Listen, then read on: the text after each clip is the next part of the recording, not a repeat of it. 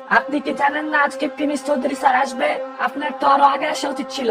Sorry sir, আমি আগে আসার চেষ্টা করেছিলাম, কিন্তু লিফটের মধ্যে একটা ছেলের জন্য আসতে লেট হয়ে গেল। তোমার কপাল ভালো, প্রিমিস চৌধুরী স্যার এখনো আসে নাই। আচ্ছা ঠিক আছে, তুমি ওইখানে গিয়ে বসো। প্রিমিস আসবে বলে ঢাকা শহরে তাদের কোম্পানির বড় বড় বিজনেসম্যানরা সেখানে এসে হাজির হয়। তারা সবাই প্রিমিসের জন্য অপেক্ষা করছিল। প্রথমবারের মতো তারা তাদের কোম্পানির মালিকের ছেলেকে দেখতে পাবে আজ। কিছুক্ষণ পর ওই মিটিং এ হাজির হয় প্রিমিস। বারেক মিয়া তাকে দেখে সাথে সাথে বলে, আসসালামু আলাইকুম প্রিমিস চৌধুরী স্যার, আমি বারেক মিয়া, আপনাদের কোম্পানি ঢাকা সিটির সমস্ত কাজ করি। স্যার আপনার আসতে কোনো অসুবিধা হয় নাই তো? ওয়ালাইকুম আসসালাম। না না, তেমন কোনো অসুবিধা হয় নাই। আমি কি আসতে লেট করে ফেললাম নাকি? না না স্যার, কি যে বলেন, আপনি একদম সঠিক সময় আসছেন। এরপর বারেক মিয়া প্রিমিসকে সবার সামনে নিয়ে যায় পরিচয় করানোর জন্য। স্যার এখানে যারা আসছে সবাই আমাদের কোম্পানির টপ লেভেলের বিজনেসম্যান। এরা অনেকদিন ধরে আপনাদের কোম্পানি হয়ে কাজ করতেছে, আর আজকে সবাই আপনার সাথে দেখা করার জন্য এখানে আসছে। আর গাইস, এই হচ্ছে আমাদের প্রিমিস চৌধুরী স্যার, চৌধুরী গ্রুপের মালিকের বড় ছেলে। প্রিমিসকে দেখে সেখানে থাকা বিজনেসম্যানরা অনেক খুশি হয়। তবে সেই মেয়েটি যে আজকে লিফটের মধ্যে প্রিমিসের সাথে অনেক খারাপ ব্যবহার করেছিল, সেই প্রিমিস চৌধুরী যে তার বস, এটা শুনে তার মাথার হোশ উড়ে যায়। সে এটা কল্পনাই করতে পারে নাই যে যাকে সে এত অপমান করলো লিফটের মধ্যে, সে তার বস হবে। এইদিকে প্রিমিসের চোখ হঠাৎ করে সেই মেয়েটির দিকে যায়। প্রিমিস ভাবতে পারে নাই যে এত তাড়াতাড়ি তাদের সাথে মোলাকাত হয়ে যাবে। প্রিমিস বুঝতে পারছে যে এখন সেই মেয়েটি আর তার উপর মেজাজ দেখানোর সাহস পাবে না। এরপর প্রিমিস মেয়েটির দিকে থেকে চোখ সরিয়ে নেয়। হ্যালো এভরিওয়ান, আমি আপনাদের প্রিমিস চৌধুরী। আশা করি আপনারা আমাদের কোম্পানির খুব বিশ্বস্ত লোক। আপনারা অনেক দিন ধরে আমাদের কোম্পানির কাজ করতেছেন, তার জন্য আমি অনেক কৃতজ্ঞ। আমি আপাতত পুরোপুরি বিজনেসে সময় দিতে পারতেছি না, কারণ আমার সামনে পরীক্ষা আছে। তো ওইটা শেষ করে তারপর আমি ফুল টাইম আপনাদের সাথে সময় দিতে পারবো। আর এতদিন তো বারেক নিয়ে আমাদের সাথে আসেনি। এরপর বারেক মিয়া প্রিমিসকে সেই মেয়েটির কাছে নিয়ে যায় আর তার সাথে পরিচয় করিয়ে দেয়। প্রিমিস চৌধুরী স্যার, ইনি হচ্ছে আমাদের কোম্পানির ডকুমেন্ট, ডাটা যত আছে সবগুলা কাজ সংগ্রহ করে থাকে। ওনার কাছ থেকে আপনি সমস্ত ডাটা সংগ্রহ করতে পারবেন। আর ওনার নাম হচ্ছে রিমিনি। প্রিমিসকে দেখে মেয়েটি একটি মুচকি হাসি দেয়। আর তখন প্রিমিসের আর বুঝতে বাকি থাকে না, মানুষ সবসময় মানুষের পোশাক আর অবস্থান দেখেই সম্মান করে। এরপর বারেক মিয়া প্রিমিসকে বলে, স্যার আমরা আপনার জন্য খাবারের ব্যবস্থা করছি, লাঞ্চের সময় হয়ে গেছে। স্যার আপনি কি এখন খাবেন? সবাই আপনার জন্য অপেক্ষা করতেছে। আচ্ছা ঠিক আছে, চলেন তাহলে। সবাই তার জন্য অপেক্ষা করছে, তাই প্রিমিস আর না করতে পারেনি। এর জন্য সে খাওয়ার জন্য রাজি হয়ে যায়। এরপর তাকে খাবারের রুমে নিয়ে যায় আর তাকে অনেক সুস্বাদু খাবার খেতে দেয়।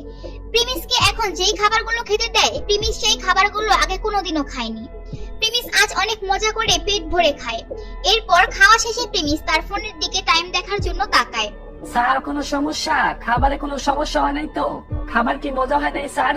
না না, খাবার তো অনেক মজা হয়েছে। আসলে আমার এখন যাইতে হবে। আরেকটা জিনিস, কিছু খাবার কি পার্সেল করে দেওয়া যাবে? আমার বন্ধুদের জন্য নিয়ে যেতাম। প্রিমিসের কথা শুনে তাদের কোম্পানির বিজনেসম্যানরা ফিদা হয়ে যায় আর তাদের কোম্পানির ডাটা ম্যানেজার রিমিনিও অবাক হয়ে যায়। প্রিমিসের সম্বন্ধে তার খারাপ ধারণা পাল্টে যায় আর সবাই অবাক হয়ে এটাই ভাবতে থাকে যে সে এখানে এসেও তার বন্ধুদের কথা চিন্তা করছে।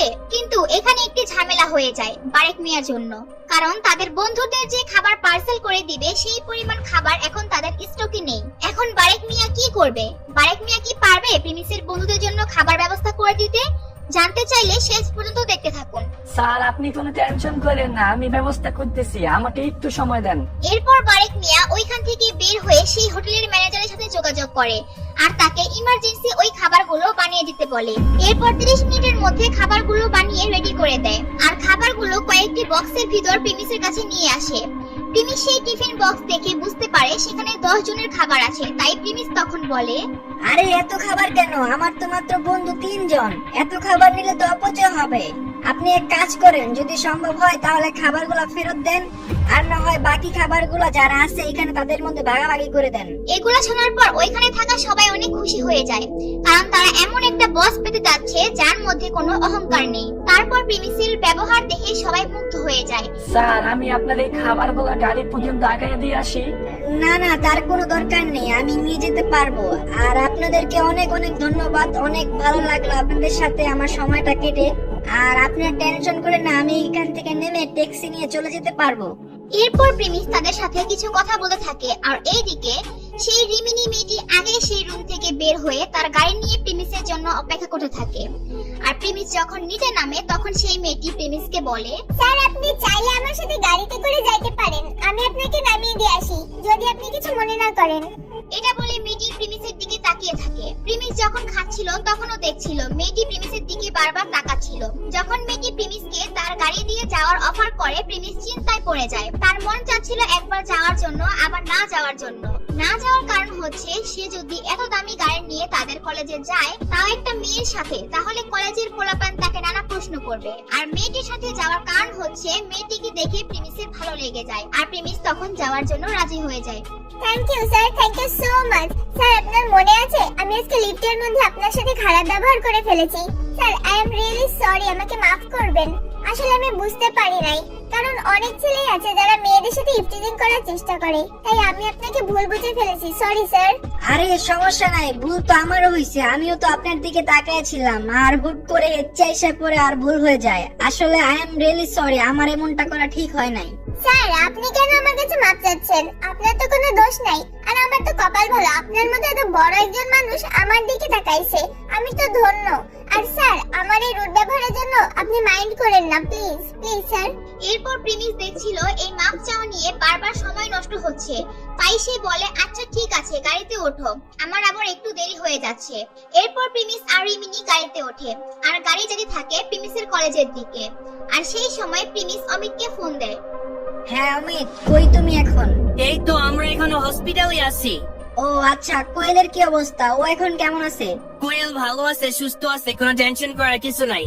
ও আচ্ছা আচ্ছা ঠিক আছে, তাহলে আমি কল রাখি। এরপর প্রিমিস ভাবে থাকে সে কলেজে গিয়ে তার হোস্টেলে যাবে নাকি কোয়েলকে দেখার জন্য হসপিটালে যাবে, আর এইদিকে খাবারগুলো ঠান্ডা হয়ে যাবে, তাই সে চিন্তা করে হসপিটালে যাওয়ার। আচ্ছা গাড়িটা একটু সিটি হসপিটালের দিকে নিয়ে যান, আমার বন্ধুরা ওইখানে আছে, ওইখানে আমাকে নিয়ে যান। আচ্ছা ঠিক আছে স্যার, আমি আপনাকে নিয়ে যাচ্ছি।